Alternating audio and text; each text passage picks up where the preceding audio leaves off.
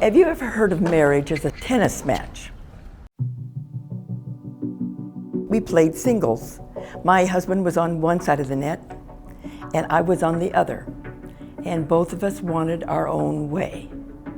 I mean, Gene would say to me, that's my husband. He would say to me, oh, Robin, if you would just change in some areas, everything would be wonderful. And then I would say, well, I wish you would change in some areas too. But, you know, I love my husband and I wanted to change, but I didn't know how. And so I was trying to save my marriage.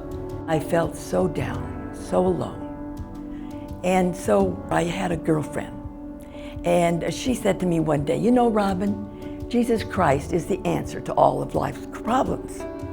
Well, I was kind of indignant, you know. I said, well, I go to church and I pray. And a little later on, she invited me to a luncheon. The speaker got up and she asked the women this question: do you love God? And if you love God, where is God on your list? Well, I thought to myself, he's on my list somewhere, I'm sure. But I also felt that there was a definite need there in my life. Then she went on to say, she said, let's see how God wants us to love him. And so she opened her Bible and she went to Matthew 22:37. Thou shalt love the Lord your God with all your heart, with all your soul, and with all your mind. And she said the only way that we could love God the way he wants us to is through knowing his son, Jesus Christ, personally. She said, have you ever invited Jesus Christ to come into your life personally? So that's very simple. That's all you have to do is just pray a very simple prayer and God will come into your life.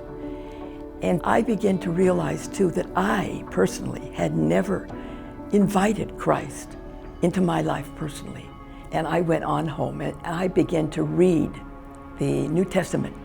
And I read it for 3 days and I finished it in 3 days. And I became a Christian. And I said to myself, I just have to tell this to my husband. I just have. This is awesome. He's got to know all about this. And so the day that he came, that evening he came home, and I said, Gene, I want to talk to you. I said, 3 days ago, I invited Jesus Christ to come into my life. And he said, oh, you've always been kind of interested in church. And I said, well, this is really different. I said, I asked Christ, God, to come into my life personally. And he said, you're not going to become a religious fanatic, are you? And I said, I don't think so. I don't know. And he said, I said, but that's what I wanted to tell you. I wanted to tell you about the New Testament, the Bible. It's so exciting. You've got to read it, Gene. And so he went into the other room. He said, is this the book you've been reading? And I said, that's it. I said, and that's the Bible. And he said, you know, I want to make a statement to you, Robin, right now. I want to tell you that I don't want to be married to any kind of religious fanatic, so just forget it. So he took the Bible and he tore it up into a million pieces and he put it into my lap. And he said, that's it.